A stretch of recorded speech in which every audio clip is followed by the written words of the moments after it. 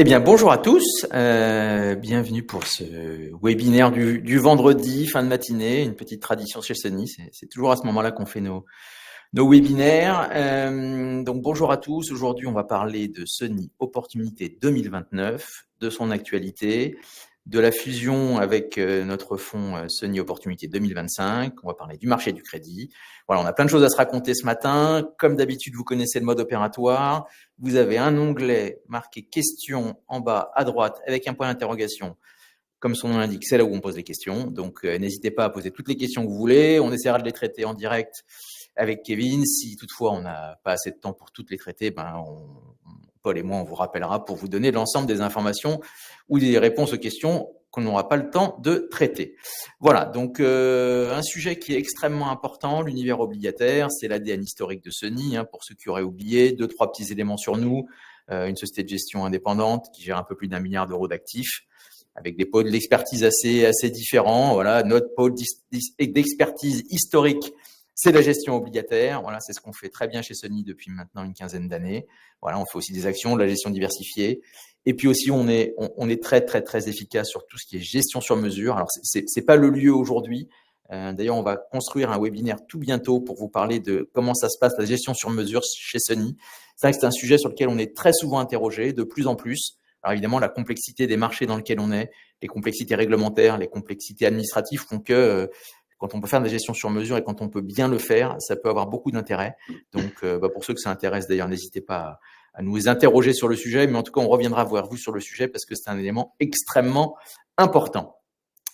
Alors, l'obligataire aujourd'hui, alors ça vous aura pas échappé, il y a globalement un avant 2022 et puis un après 2022. Aujourd'hui, la gamme obligataire chez Sony, elle est constituée de 2 grands blocs. La gestion de fonds ouverts, la gestion de fonds datés. La gestion de fonds ouverts autour de 3 expertises. Un fonds short duration, comme son nom l'indique, sur des maturités plutôt courtes, plutôt trésor d'entreprise. Un fonds multi-stratégie obligataire, comme son nom l'indique, Sony Multi-Oblig. C'est un fonds dans lequel on peut aller attraper l'ensemble des stratégies possibles et imaginables dans l'univers du crédit, dans l'univers des taux. Et c'est effectivement un véhicule qui permet d'adresser l'ensemble de l'univers obligataire qui, pour ceux qui auraient oublié, est un univers extrêmement vaste, avec un champ des possibles qui est extrêmement large. On peut faire beaucoup de choses sur la classe d'actifs obligataires. Je le rappelle aussi pour ceux qui seraient pas au fait, c'est la plus grande classe d'actifs du monde, très largement devant la classe d'actifs actions. Donc, c'est une classe d'actifs très protéiforme, on peut y faire beaucoup de choses. Et Multi-Oblig permet effectivement d'aller utiliser toutes ces stratégies possibles et imaginables pour générer de la performance dans un univers obligataire sur lequel on peut faire beaucoup de choses. Ensuite, on a notre fonds Sony Eurocrédit, qui est notre fonds la pure crédit. Voilà, donc là, on fait que du crédit avec une dominante plutôt high yield, qui est d'ailleurs gérée par Kevin, comme le fonds Opportunité 2029, dont on va parler aujourd'hui. Et puis à côté de ça, une gamme de fonds datés. Aujourd'hui, c'est le 7e millésime. Alors, on a 2 fonds datés aujourd'hui chez Sony. L'Opportunité 2029, dont on va vous parler. Et puis un fonds qu'on avait lancé également en 2024, qui s'appelle Sony Green Bonds 2028. Donc un fonds, comme son nom l'indique, plutôt green. Pareil, on va pas en parler aujourd'hui. Pour ceux qui ont de l'intérêt, n'hésitez pas à nous faire savoir. En tout cas, c'est un vrai sujet. Alors, avant de rentrer dans la présentation, c'est vrai qu'il y a une question qu'on nous pose souvent aujourd'hui, c'est de se dire, OK, on a compris que l'univers obligataire et que les fonds obligataires avaient retrouvé la place qui était la leur avant 2022, c'est-à-dire au centre de l'allocation d'actifs patrimoniels des clients particuliers. Voilà, donc ça, c'est une certitude, on l'a vu. Il y a eu beaucoup de collectes sur l'ensemble des véhicules obligataires chez Sony ou chez d'autres d'ailleurs, en 23, en 24 et encore depuis le début de l'année, pour toutes les bonnes raisons qu'on va évoquer tout à l'heure. Et la question qu'on nous pose souvent, c'est de dire finalement, comment j'adresse cet univers obligataire? Est-ce que je fais des fonds datés? Est-ce que je fais des fonds ouverts? Alors, je ne sais pas s'il y a match entre les deux. En tout cas, ce qui est intéressant aujourd'hui, c'est que il faut faire de l'obligataire, c'est à peu près une certitude. La grosse différence entre un fonds daté et un fonds ouvert, c'est que dans un fonds daté, vous retrouvez les éléments les plus simples et la substantifique moelle de ce qu'est un fonds obligataire. Voilà, vous allez retrouver une durée, un taux, un contrat, et donc vous savez où vous allez. Et donc c'est la première marche pour redécouvrir cet univers obligataire. Et il me semble que ça a effectivement beaucoup de sens. Et parce que c'est plus simple, parce que c'est visible, parce que c'est lisible, et finalement pour les clients particuliers, c'est pas si mal. L'avantage d'un fonds ouvert, c'est qu'on a une plus grande flexibilité, bien évidemment, à la fois en termes de duration, à la fois en termes de travail à l'intérieur. Donc, c'est 2 approches différentes qui ne sont pas antinomiques l'une de l'autre. On peut faire les deux, mais c'est vrai qu'aujourd'hui, on s'aperçoit que les fonds datés ont trouvé leur public, ont trouvé leurs clients, et donc c'est ça dont on va parler, dont on va vous parler maintenant. Alors, avant de rentrer dans le détail, ce que je vais demander à Kevin, c'est de faire un petit point quand même sur ce marché du crédit. parce que au-delà de dire c'est super, il faut faire de l'obligataire, c'est une très bonne idée, c'est bien d'avoir quand même quelques métriques. Alors, on ne va pas passer 2 heures, mais d'avoir quelques métriques pour vous rendre compte finalement quel est l'univers du crédit dans lequel on évolue nous aujourd'hui, à la fois en termes de risque, en termes d'opportunités, pour que vous voyez un peu quelques grands métriques avant de rentrer dans le détail de ce qu'on fait à l'intérieur de 29 et de comment ça fonctionne. Voilà, Kevin, après ce long préambule, je te laisse la main pour nous faire un petit point sur l'actualité des marchés, en tout cas du crédit et de la matière dont que l'on travaille tous les jours. Bonjour à tous. Merci Christophe pour cette belle intro. Alors, je suis ravi d'être avec vous aujourd'hui. On voulait démarrer la présentation par un point marché parce qu'on connaît des journées boursières totalement exceptionnelles en fait ces derniers temps. On va uniquement se concentrer sur le marché de la dette d'entreprise ici. On ne va pas parler de Trump ou de quoi que ce soit, uniquement du crédit. On vous présente ici 2 graphiques avec à gauche l'évolution de la prime de risque sur le marché de la dette d'entreprise en Europe. Vous constatez qu'aujourd'hui, nous sommes à 430 points de base autour sur les spreads de crédit. On est sur des niveaux qui sont significativement plus hauts qu'il y a 2 semaines, puisqu'on a pris 130 points de base de spread sur la période. Ça traduit la volatilité et les inquiétudes des investisseurs sur l'environnement géopolitique notamment. On corrige, à notre sens, sur ce niveau de 430 points de base. On corrige des excès peut-être qu'on avait. Si on avait dû démarrer la présentation il y a 3 semaines, eh bien, je vous aurais probablement dit qu'on était sur des niveaux de spread qui étaient dans les 15% les plus chers en historique. Voilà. C'est moins le cas. On a corrigé des excès. Probablement qu'on ne price pas tout. Si on doit parler de scénario noir, on devrait se retrouver sur des niveaux de spread plus hauts. Mais aujourd'hui, on commence à retrouver de la matière et de la richesse sur le marché du crédit d'un point de vue spread, prime de risque. Et puis à droite, un graphique qui doit se regarder avec les spreads. On ne peut pas uniquement parler de spread, il faut maintenant aussi parler de taux.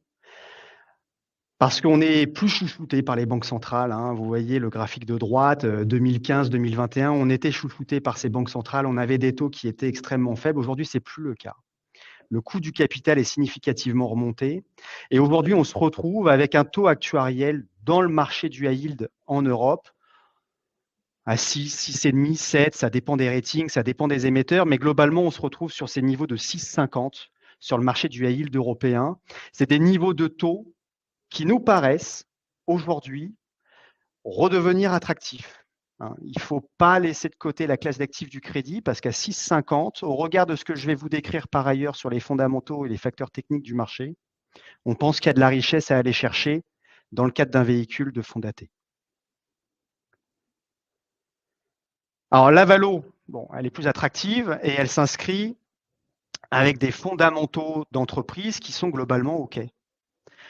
À gauche, vous avez l'évolution du ratio dette nette sur EBITDA, le levier opérationnel des entreprises. On s'aperçoit qu'aujourd'hui, tant sur l'investment grade que sur le high yield, on a des niveaux de levier qui sont globalement maîtrisés. On est en dessous des niveaux qu'on pouvait connaître avant la crise du Covid, par exemple. Donc, on va rentrer dans cette nouvelle phase de cycle avec des leviers financiers qui sont plus sympas, plus faibles, plus satisfaisants. Donc ça, c'est un élément déjà positif pour la classe d'actifs.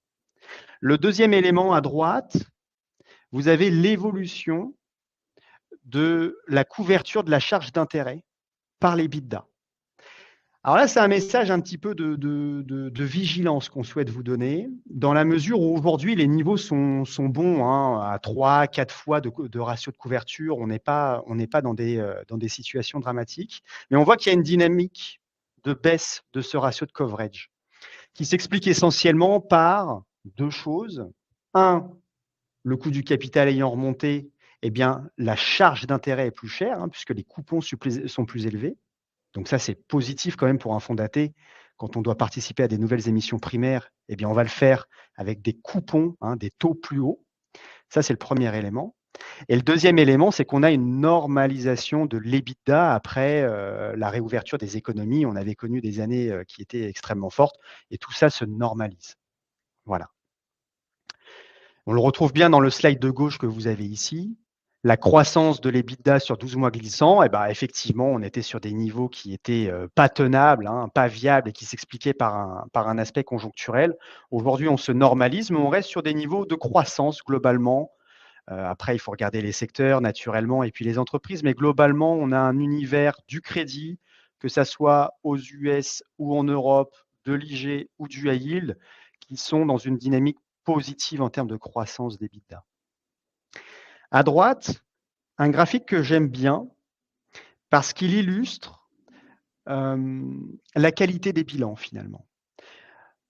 On va se concentrer sur la courbe rouge qui concerne le haut rendement en Europe. On a le ratio de cash sur le stock de dette dans les bilans.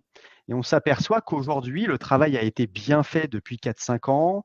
On a refinancé des dettes, on a obtenu des PGE, on a finalement renforcé notre trésor au bilan et ça se retrouve ici. On a 26% du stock de dette qui est couvert par du cash. C'est 10 points plus haut que les niveaux qu'on pouvait avoir par exemple il y a 10-15 ans. Donc c'est un autre élément positif sur l'aspect fondamental de la classe d'actifs du crédit qui nous incite à être relativement positif sur la classe d'actifs. Les taux de défaut. Alors les taux de défaut aujourd'hui, il n'y a pas grand-chose à dire finalement. On est à 3%, on est sur la moyenne de long terme. Le marché, l'année dernière, a enregistré des défauts qui étaient importants. On peut noter Altis, Ardagh, Intrum. On ne sait pas où se trouveront les taux de défaut à 12-18 mois. Ce qu'on peut dire, c'est que l'origine des défauts sera peut-être un peu différente. Je m'explique. Aujourd'hui, on n'a plus de mur de dette. Le mur de dette a été décalé, donc ça, c'est plutôt une bonne nouvelle. Là où on pourrait avoir des accros dans le marché, c'est probablement plus sur la capacité des sociétés à absorber un coût d'intérêt qui est plus élevé. Voilà. Est-ce que les cash flows vont être suffisamment robustes pour absorber un coût d'intérêt qui peut déraper? Et on l'a vu il y a 3 semaines, il y a une société qu'on n'a pas dans la maison Sony, mais qui s'appelle Cerba Healthcare, qui avait une seule dette qui arrivait à échéance en 2028. Donc, ce n'est pas demain, hein, il y a encore quelques exercices fiscaux à attendre. Et pour autant, le marché s'y est intéressé parce que c'est une société qui n'arrive pas à générer des free cash flow et qui a un endettement qui est important. Et la société a été pris dans la nasse des investisseurs obligataires et a commencé à embaucher des partenaires pour réfléchir à une solution de restructuration. Voilà. Alors que ce n'était pas du tout une question de refinancement à très court terme. Donc, peut-être que l'origine des défauts va un peu évoluer sur les prochaines années, mais aujourd'hui, il n'y a pas de stress, on est à 3% de défauts. Il n'y a pas grand-chose à dire là-dessus. Les facteurs techniques, très importants ici, dans la mesure où le crédit, depuis plusieurs trimestres, est emporté par une vague de flux entrant sur la classe d'actifs. On a énormément de flux nets qui viennent se déverser sur la classe d'actifs. Alors, on le retrouve à gauche avec l'investment grade qui en a profité. Hein. On a l'évolution des flux nets entrants. Mais le high yield n'est pas en reste. C'est ce que vous avez à droite. Les flux ont soutenu la classe d'actifs. C'est un élément qu'on va continuer de monitorer parce que si demain on avait moins de flux entrants, probablement que ça pourrait gripper quelques mécanismes dans le marché du crédit. On voit quelques signaux d'alerte aux États-Unis. En Europe, on n'est pas encore concerné, mais on va monitorer ça. Mais je lisais encore hier que sur les leverage loans, par exemple aux États-Unis, on a eu une décollecte importante la semaine dernière sur les leverage loans aux US.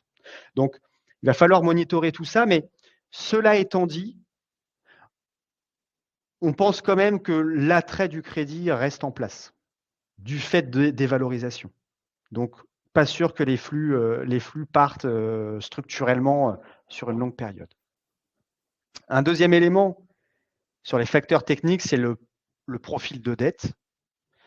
On avait un mur de dette en 2024, 25, 26 qui était assez important. Il a été adressé par les entreprises. Aujourd'hui, on se retrouve avec un stock de dette qui est essentiellement localisé sur le high yield européen en 2028-2029.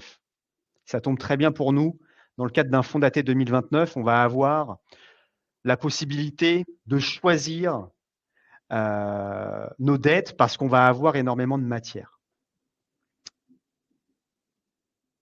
Un mot sur la sélectivité. Alors, bon, pour ceux qui me connaissent, vous savez que je suis plutôt un gérant bottom-up. Je fais de l'analyse fondamentale. J'essaie vraiment d'aller piocher les bonnes idées dans le marché. Donc, il faudra continuer d'être sélectif. Ça, c'est évident. On va probablement avoir de la polarisation qui va continuer de s'accentuer sur le crédit. Et cela va s'inscrire dans un cadre où les prospectus obligataires sont de moins en moins favorables pour les investisseurs obligataires. Donc, il va falloir qu'on continue de bien travailler sur notamment deux aspects chez Sony. Un, la sélection des boîtes. Il ne va pas falloir qu'on se plante, effectivement. Mais deux, l'endroit où on souhaite se positionner dans la capital structure, dans le bilan des entreprises, parce que ça va avoir un impact possible sur les primes de risque à horizon moyen terme. Si on va choisir les mauvais crédits et les mauvais placements dans les bilans, il se pourrait qu'on soit moins bien couvert de par les covenants des contrats obligataires. Bon, alors c'était très clair. Hein. Moi, j'allais dire, j'ai tout compris. Donc, c'est que c'était très clair. Il y a des éléments qui sont quand même extrêmement importants. Hein. C'est-à-dire que l'environnement pour notre classe d'actifs, alors je vais taquiner un peu Kevin, mais globalement, c'est quand même beaucoup plus facile d'être gérant obligataire en avril 25 que d'être gérant obligataire en avril 22. Hein. On n'est pas du tout dans le même environnement. C'est-à-dire qu'aujourd'hui, on a quand même un niveau de visibilité. D'ailleurs, c'est tous les graphes qu'on a voulu vous montrer. Hein. C'était pas pour vous abreuver de data, mais on a quand même un niveau de visibilité qui est quand même plutôt très positif, qui est extrêmement bon. Et d'ailleurs, les investisseurs globaux s'y sont pas trompés. Hein. L'ensemble des flux que Kevin évoquait tout à l'heure sur la classe d'actifs, c'est pas juste parce qu'on est sympa. Hein. C'est parce que les fondamentaux sont bons, parce qu'il y a de la rémunération et qu'on a retrouvé des moteurs de performance dans l'univers obligataire au sens large. Et c'est ce qui a fait toute la beauté de cette classe d'actifs depuis maintenant les 3 dernières années. Et c'est ce qui devrait faire la même, cette beauté sur les années précédentes, sur les années prochaines, pardon. Donc vraiment, c'est le point positif de tout ce qu'on est en train de dire ce matin, c'est que les fondamentaux sont très bons. Voilà. Il faut évidemment pas baisser la garde. Hein. Il faut essayer d'être attentif parce qu'évidemment, il peut se passer des choses. Mais globalement, l'environnement, il est plutôt extrêmement positif. Et donc, pour le client final, pour nous et pour vous, ce sont des éléments qui sont extrêmement confortables parce que ça nous permet de nous projeter sur des durées qui ne sont pas forcément trop longues. On l'a vu tout à l'heure, 28-29, c'est plutôt très bien. Là, on parle d'un fonds 2029. On est dans un risque versus la durée qui est plutôt assez maîtrisé. Donc, on a beaucoup de choses à raconter. Alors, d'un point de vue opérationnel, comment ça se passe? Donc, Sony Opportunité 2025, qui était un fonds géré aussi par Kevin, va être absorbé par Sony Opportunité 2029. Donc, on a voulu vous faire un petit point déjà rapidement sur ce qu'est devenu Sony Opportunité 2025 et de voir d'un point de vue opérationnel comment on va faire. Et finalement, pour les clients, il va y avoir 2 choix aujourd'hui. Soit ils décident de sortir de Sony Opportunité 2025, donc les gens peuvent sortir sans frais à n'importe quel moment à partir de maintenant. Et pour ceux qui ne sortent pas, ils seront reloadés sur un fonds 2029. On va vous donner les caractéristiques du fonds 2029 et on va vous donner finalement quels sont les intérêts pour le client final de rester sur un fonds 2029, à la fois pour ceux qui sont sur le 25. Et puis après, pour ceux qui sont ni sur le 25 ni sur le 29, on va essayer de vous montrer finalement quel est tout l'intérêt, et on l'a vu déjà avec les facteurs techniques, quel est tout l'intérêt d'acheter aujourd'hui un fonds obligataire 2029 dans l'environnement dans lequel on est aujourd'hui. Donc ça, c'est l'évolution de la valeur liquidative du fonds 2025, hein, donc 112 pour la part I, 110 pour la part R, donc ça s'est plutôt très bien passé, on est dans l'objectif qu'on avait fixé, jusque-là, tout va bien. Kevin, juste donner un petit peu où on en est là aujourd'hui quand même sur le fonds. Oui, absolument. Juste un mot sur l'évolution de la valeur liquidative, le slide précédent. Je crois que le job a été plutôt fait en termes d'immunisation face aux risques exogènes. Typiquement, en août 2024, on a eu un mini crack sur les marchés boursiers. Hein, au moment où le Japon remontait les taux, on a eu un crack. Le fonds a plutôt été protégé du fait de cette duration qui était courte. Et on le revoit bien ici en 2025, la séquence qu'on connaît, elle est assez désagréable. Et pour autant, la valeur liquidative du fonds, elle continue de monter. Je pense que c'est important de le souligner. On avait voulu offrir à l'époque un véhicule avec une duration courte. Hein, il faut qu'on s'en rappelle. On était dans des environnements où les banques centrales remontaient agressivement leurs taux et on voulait leur offrir cette protection liée à l'évolution des taux. Et je pense que j'aime bien voir cette valeur liquidative progressive. On a l'impression que rien ne pouvait l'affecter. Là où on en est pour ceux qui restent, la photo aujourd'hui, s'il te plaît. Écoute, Le fonds, il est en mode défensif. Hein. On est dans la troisième et dernière phase d'un fonds daté. Hein. Les derniers mois, eh bien, on dérisque le portefeuille. Donc aujourd'hui, bon, il y a moins de jus en termes de taux actuariels. On est à 3,80 autour. La granularité, bah, elle est moins forte. Hein. On a 25 lignes en portefeuille. Toutes les obligations qui arrivent à échéance ces dernières semaines, on les replace sur des emprunts dits sans risque. Alors, ça se retrouve bien dans les principales positions à droite. On retrouve de l'Italie et de l'Allemagne, hein, des emprunts gouvernementaux très courts, voilà, pour des expositions qui sont assez importantes. Et en termes de qualité de rating, et ben voilà, le dérisking qu'on évoque actuellement, ben, il se retrouve avec des ratings plutôt crossover. Voilà. Parfait. Cette Alors, fusion, ouais. ouais, non, mais ça c'est important. En fait, c'est pas une prolongation de ce qu'on a fait sur 2025, parce que comme l'a très bien dit Kevin tout à l'heure, l'environnement de taux quand on a lancé Opportunité 2025 et l'environnement de taux aujourd'hui est pas exactement le même. Donc aujourd'hui, le vrai message, et je trouve que la phrase est plutôt bien écrite, c'est qu'on donne un nouvel élan à cette stratégie. C'est-à-dire que l'environnement de taux aujourd'hui, on l'a vu tout à l'heure en introduction, qui était très bien expliqué, il y a plein de choses à faire, on peut faire beaucoup de choses, il y a un rendement qui est attractif, voilà. Bon, l'expertise, elle est reconnue et surtout, l'horizon, il est assez clair et la visibilité, elle est renforcée. C'est-à-dire que vraiment, j'insiste là-dessus, parce que c'est un point important, c'est pas toujours le cas, mais aujourd'hui, le niveau de visibilité est plutôt très bon. Voilà. Et donc, c'est une continuité de ce qu'on fait avec des conditions de marché qui permettent d'avoir un nouvel élan pour cette stratégie. Alors là, je vais te laisser rentrer dans le détail. Bon, je vous passe cette slide hein, pour ceux qui ont là. C'est un SRI2, donc voilà, c'est SFDR8. Jusque-là, tout va bien. Et l'idée, c'est de rentrer un peu plus dans le détail du positionnement global et de ce qu'on a dans le 29 aujourd'hui. Et pour les gens qui vont rentrer ou pour ceux qui sont dans le 25, dans quoi ils vont se retrouver et dans quel véhicule ils vont se retrouver aujourd'hui. Voilà. Qu'est-ce qu'on a dans Opportunité 2029 à Yield actuellement? On a un taux embarqué supérieur à 6%. Alors, les choses vont très vite, mais on était hier soir à 6,25 en termes de taux actuariel. On a un fonds qui est pleinement développé sur le marché du high yield. On a quasi 92% de l'actif qui est exposé là-dessus. Les 8% restants, c'est du cash et assimilé pour saisir des nouvelles opportunités dans ce contexte qu'on connaît actuellement. On est sur un véhicule de bond picking. Donc, on a 73 émetteurs. Hein, on ne fait pas de la gestion passive ici. On essaie vraiment d'aller chercher les émetteurs avec le couple rendement ajusté du risque qui nous semble le plus idéal. Et puis, une sensibilité taux à 2,67, une maturité moyenne qui colle avec l'horizon de placement 31, 12, 29. Ouais, la granularité, c'est vraiment important. Hein. C'est-à-dire que 70, 80 émetteurs, c'est un environnement dans lequel on est confortable, ça permet de faire des choses et de ne pas se mettre en risque sur des émetteurs qui auraient des poids trop importants. Et c'est aussi tout l'intérêt de ce type de fonds. On a vu tout à l'heure la courbe de l'évolution de la valeur liquidative d'O25. Dans 25, on avait aussi ce niveau de granularité avant d'avoir désensibilisé le portefeuille. Ça, c'est une marque de fabrique qu'on a. Alors après, c'est pareil, pas la peine d'avoir 300 lignes, hein, ça sert à rien. Voilà. Et notre travail, et c'est ce que disait Kevin à juste titre, c'est d'aller sélectionner des titres. C'est ce qu'on fait depuis toujours et jusqu'à présent, on l'a plutôt pas trop mal fait. Quelques indications de positionnement. Alors, en termes de rating, vous l'avez compris, hein, c'est un fonds qui va s'intéresser au terrain de jeu du crédit à yield. On est bond picker, donc on va faire essentiellement du simple B. Donc aujourd'hui, on a 55% de l'actif qui est exposé sur du simple B. Et on a une quarantaine de pourcents sur du double B, donc un vrai fonds high yield daté.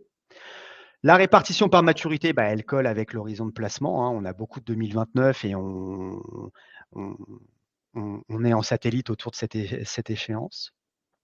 La répartition géographique, alors qui est le corollaire de nos choix d'entreprise, on a beaucoup de France. Alors ça, c'est assez naturel parce que dans l'environnement européen, la France est le plus gros gisement en termes d'émetteurs high yield. Et puis, la répartition sectorielle, alors comme on va faire du simple B, on a des émetteurs qui sont plutôt dans la consommation discrétionnaire. Puis comme on est en Europe, on est un peu de la vieille économie sur certains pans d'activité, donc on a aussi de l'industrie, de la consommation de base. On essaie aussi d'offrir un peu de robustesse au portefeuille en s'intéressant à des secteurs qui sont plus défensifs comme les télécoms, par exemple. Voilà. Donc, ça, c'est pour la photo du portefeuille. Et on voulait vous présenter ce slide-là. Alors, j'ai envie de passer beaucoup de temps parce que j'aime bien parler des entreprises. On vous montre ici le top 5 des positions dans O29. Première pause, c'est Novo Banco. C'est une banque portugaise, une grosse banque portugaise, qui est issue de la restructuration de Banco Espírito Santo, qui a eu lieu une dizaine d'années. On est sur un profil crédit qui s'est significativement amélioré en fait pour Novo Banco ces dernières années. Typiquement, j'aurais pu l'illustrer avec l'amélioration du rating de la banque, qui est passé de B1 à BA1. On a pris 3 crans de rating sur Novo Banco en 2 ans. La banque est plutôt dans une logique de restauration de la confiance. On réémet de la dette. Petit à petit, on fait des roadshows. On essaie de reprendre langue avec les investisseurs. Ça, c'est plutôt un élément qui est positif pour l'avenir, pour la banque. Et puis, nous, on s'intéresse essentiellement sur cette oblique qui a un très gros coupon. On est sur du 9, 7, 8e de coupon. C'est beaucoup. Un Novo Banco, aujourd'hui, pourrait tout à fait réémettre un véhicule de même nature plutôt autour de 4,5 en termes de taux d'intérêt. Donc, on perçoit bien ici, effectivement, c'est une obligation de maturité 2033, mais qui a un call en 2028. Et la probabilité que la banque rappelle à la première date de call en 2028 est extrêmement forte à notre sens. Voilà. Et sur ces conditions-là, on est à 4,80 de taux actuariel, donc c'est plutôt sympa. On a du Iliad dans le secteur des télécos. Les chiffres 2024 étaient plutôt bons. On n'attend pas de désendettement chez Iliad pour 2025. Il y aura probablement un peu de croissance externe, un peu de dividendes, mais globalement, on est sur un profil crédit qui est bien ancré, double B-, B+. Donc, on est assez confort avec Iliad. Et puis, quand je parlais tout à l'heure de choix dans la capital structure, on le retrouve bien ici avec cet exemple. On va chercher l'emprunt subordonné d'Iliad pour essayer d'aller capter ce supplément de rémunération parce qu'on pense que globalement, l'opérationnel de l'entreprise est OK. En troisième position, on a Neynor Homes que peu de personnes peuvent connaître, mais c'est un gros acteur sur la partie promotion immobilière en Espagne.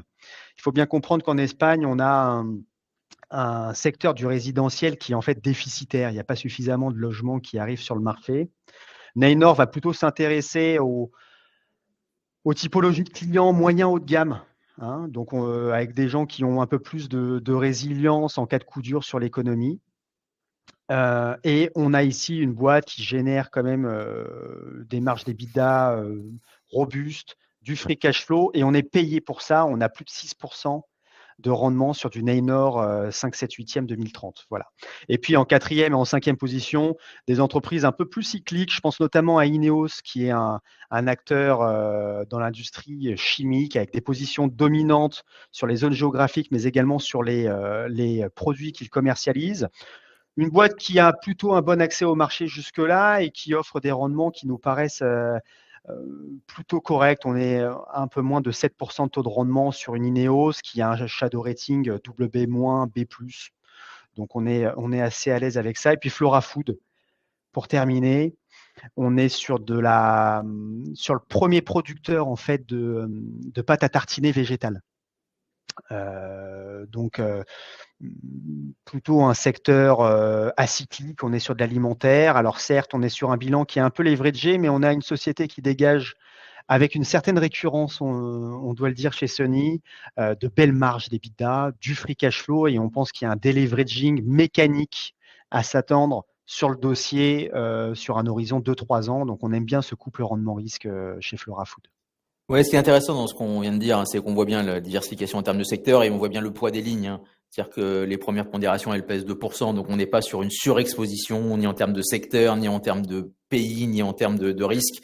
Et c'est tout l'intérêt aussi de ce type de véhicule d'investissement, d'avoir cette granularité en termes de nombre d'émetteurs et d'aller chercher des choses, pour le coup, qu'un client particulier pourrait pas aller chercher tout seul. C'est-à-dire que cet univers obligataire, ça reste un univers professionnel et c'est dur d'aller chercher tout ça autrement que tout seul. L'évolution de la valeur liquidative, c'est intéressant parce que le creux qu'on est en train de vivre, effectivement, c'est plutôt une très bonne nouvelle pour aller investir sur O29.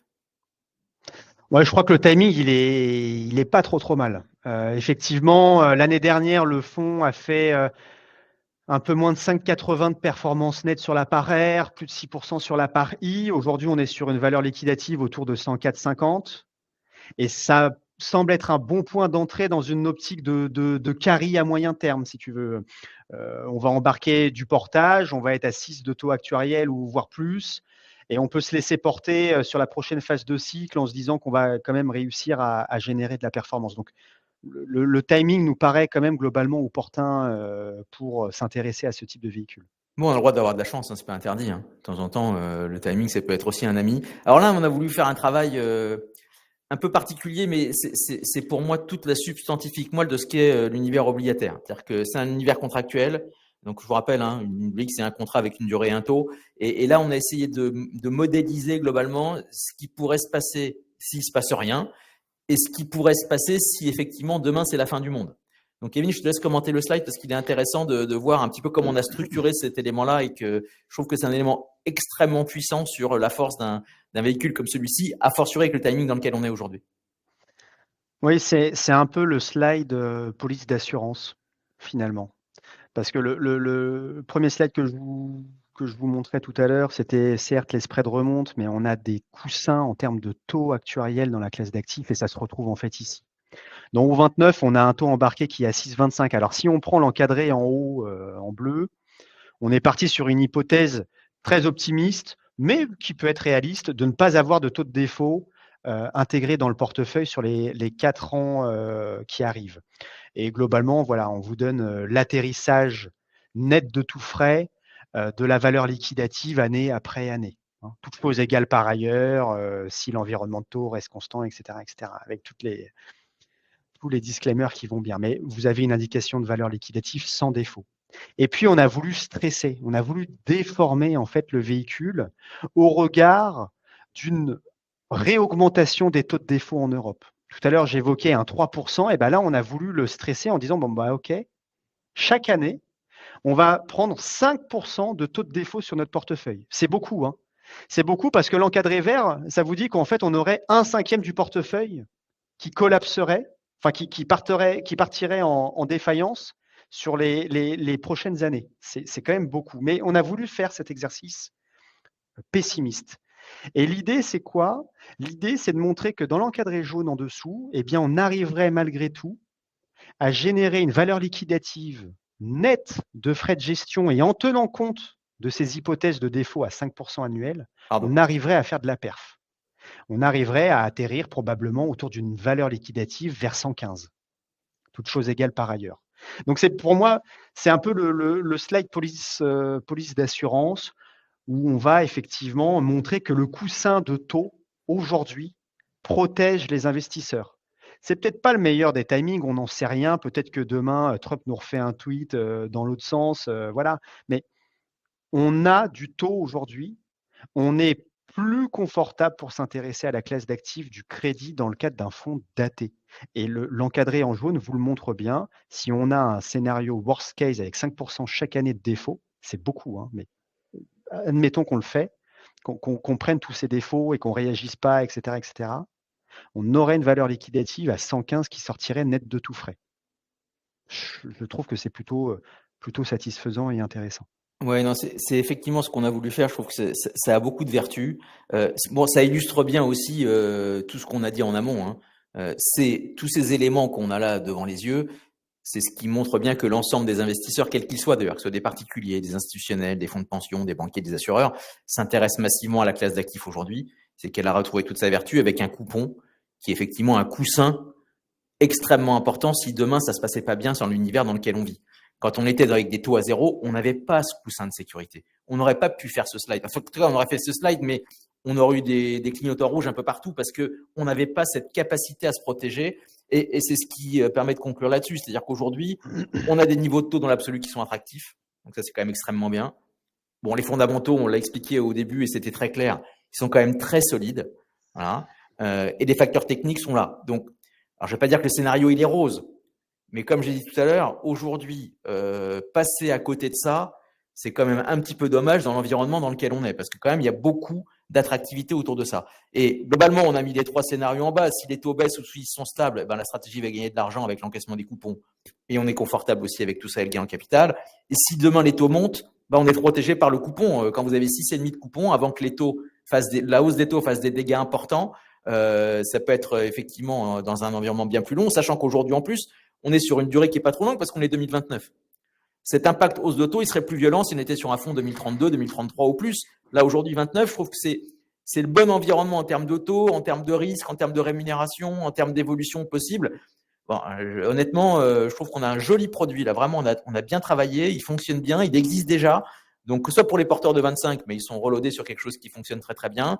Pour ceux qui n'ont jamais fait de fonds datés ou qui ont encore de la liquidité pour faire du fonds daté et aller chercher ce niveau de rémunération autour de 6, honnêtement, on a un risque-rendement là qui est plutôt très sexy, qui fonctionne bien et sur lequel quand même on a un niveau de confort qui est plutôt extrêmement bon. Donc ça, c'est un point qui est extrêmement important. Alors maintenant, on a quelques questions. Donc je vais les prendre au fur et à mesure. Juste, j'avais un dernier point parce que j'ai dans une question où est-ce que c'est référencé. Donc là, pour répondre à la question, vous avez ici l'ensemble des logos de l'ensemble des plateformes, donc à peu près chez tout le monde. Je crois qu'on n'a oublié personne. Donc le fonds est référencé partout. Voilà, donc ça c'est un point important. Maintenant, on a quelques questions un peu techniques sur la duration des obligations, parce qu'on a vu tout à l'heure qu'il y avait sur le graphe, on avait des obligations 2030, 2031, avec l'histoire des calls, pas des calls. Est-ce que tu peux faire ça de façon très synthétique, Kevin, sur pourquoi parfois on a des maturités un peu plus longues et pourquoi on a des obligations 2033 marquées 2028 tout à l'heure. Fais-nous un petit peu le pitch sur les obligations callable et ainsi de suite.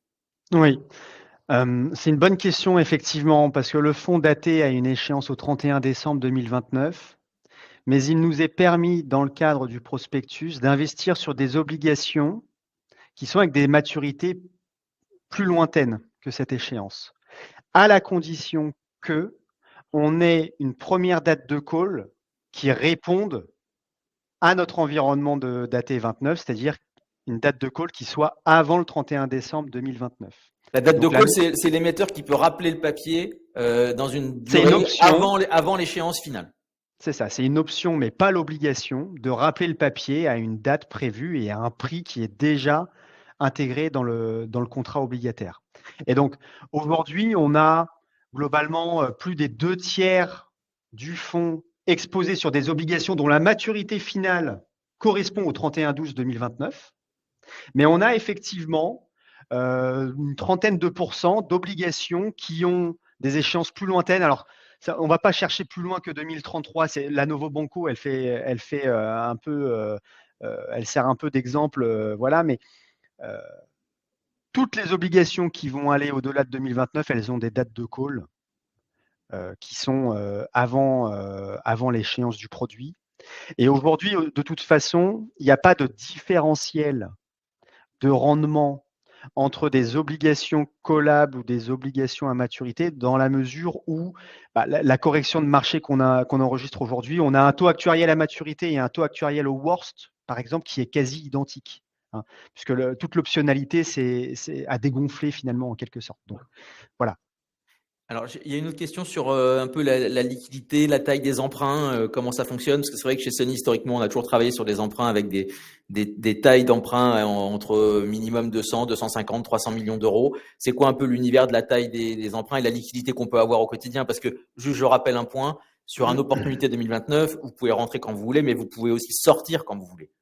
C'est-à-dire que c'est une liquidité quotidienne. Le fonds, il offre cette liquidité tous les jours. Et pourquoi il offre cette liquidité tous les jours? Un, par rapport à la granularité du nombre d'émetteurs qu'on a vu tout à l'heure, et deux, par rapport à la liquidité aussi qu'on a à l'intérieur des lignes. Si tu peux faire juste un petit point là-dessus, je trouve que c'est intéressant de montrer que c'est confortable aussi en termes de liquidité, en termes de papier, et dans ce qu'on peut faire avec. Alors, la taille des souches obligataires qui constituent le portefeuille aujourd'hui, on est autour de 450 millions d'euros, donc c'est plutôt une taille benchmark pour le marché du haut rendement. On va s'interdire tout ce qui est petite émission en dessous de 250. On ne va pas avoir envie d'en faire dans le cadre de ce fonds-là. Ce n'est pas trop l'objet. On ne fera pas d'euro PP, on fera pas. Voilà, on va essayer d'aller chercher des obliques qui sont liquides d'un point de vue taille, outstanding. Ça, c'est la première question. Ta deuxième question, c'est sur les bid-ask et la capacité finalement d'acheter et de vendre le papier. Alors, ça, j'ai envie de dire que ça dépend du moment. Aujourd'hui, on a plutôt une bonne liquidité. On arrive à sourcer des papiers, mais si demain, il y avait un accro structurel dans le marché, si je sais pas, un scénario catastrophe, les marchés equity perdent 50%, les spreads explosent, on a un Covid ou autre, la liquidité, elle va être plus difficile. D'accord ? Cela étant dit, on arrive quand même à offrir une liquidité quotidienne au fond dans la mesure où on va en permanence garder des bonds extrêmement liquides dans les signatures WB+, des émetteurs vanille bien connus de tous, de manière à pouvoir monétiser en cas de coup dur et en cas de besoin dans le fond. On va pouvoir faire de la liquidité en vendant ces actifs qui sont plutôt de très bonne qualité et qui correspondent à n'importe quel souhait d'investisseurs institutionnels ou fonds de pension. Ça va être des entreprises assez vanille et on garde toujours un stock de 5-7 bonds très facilement liquidables dans le marché en cas de coup dur si les bid-ask sont plus compliqués. Ok, bon, et puis dernière question, il y en a d'autres, mais on va finir sur une dernière question.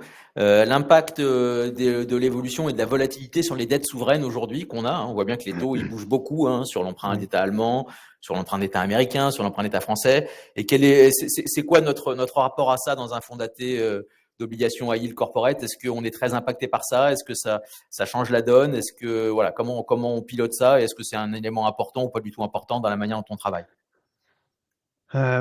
Oui, on va être impacté par l'environnement de taux au sens large. Ce qu'il faut bien comprendre, c'est qu'on a une nouvelle séquence sur les taux, hein. On a enregistré 40 ans de baisse des taux continus.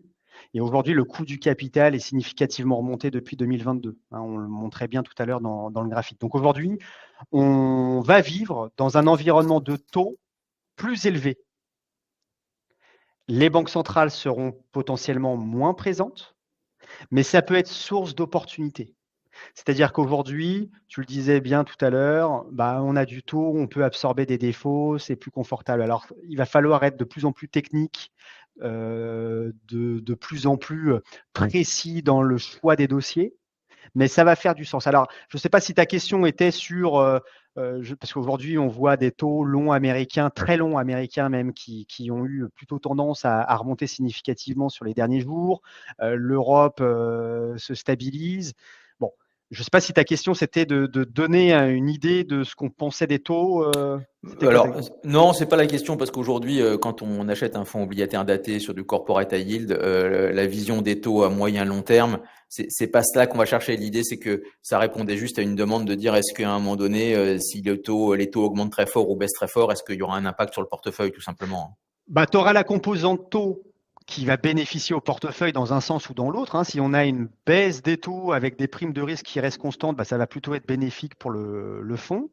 Si on a des taux qui sont plus élevés, en fait, tout va dépendre des raisons hein, de l'évolution, mais il est évident que dans un fonds daté obligataire, tu as deux composantes. Tu as la composante taux, c'est celle qu'on évoque là sur les taux d'emprunt sans risque, par exemple.